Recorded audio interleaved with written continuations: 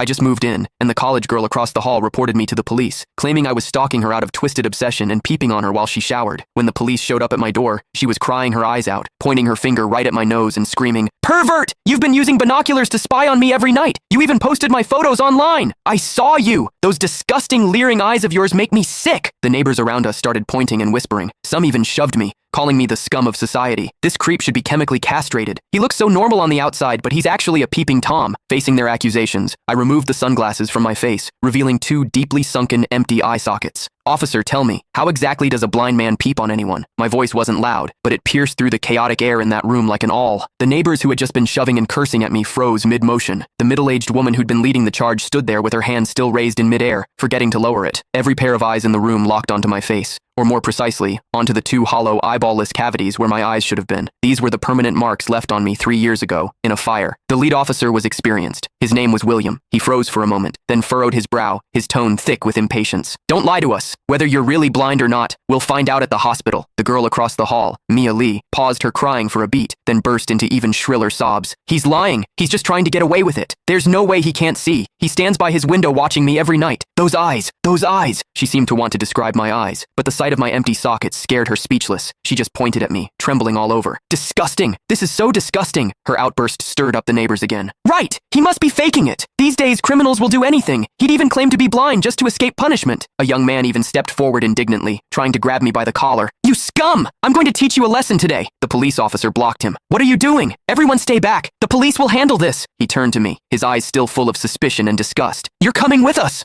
I didn't resist. I calmly held out both hands. Cold metal touched my wrists. Two younger officers flanked me on either side and led me toward the elevator. Behind me, Mia's crying mixed with the neighbors' curses into a chaotic din. "Scum of society! Get out of our community! Hope you rot in prison!" I could see the righteous expressions on their faces. I could also hear the pleasure in their voices as they trampled me into the mud. I stepped into the elevator. The metal doors slowly closed, cutting off the noise from outside. One of the younger officers, probably new to the job, couldn't help but ask me quietly, Are you really blind?" I tugged at the corner of my mouth but didn't answer. The other officer patted his shoulder, signaling him to keep quiet. But I knew that in their minds, the scales had already tipped completely in favor of that tearful young girl. After all, it was a young, pretty, pitiful college student on one side, and on the other, a suspicious man living alone, wearing sunglasses. In their eyes, it was crystal clear who was the victim and who was the perpetrator. What they didn't know was this: sometimes, what the eyes see is the biggest lie of all. And I, a blind man, had seen something that none of them had. For instance, when Mia accused me, her heartbeat was steady, without a single ripple of genuine emotion. The interrogation room at the police station was harshly lit by fluorescent lights, and the air smelled faintly of mildew. I sat on a cold metal chair. Across from me were William and a female officer taking notes. Click the link in my bio to get the full story for free.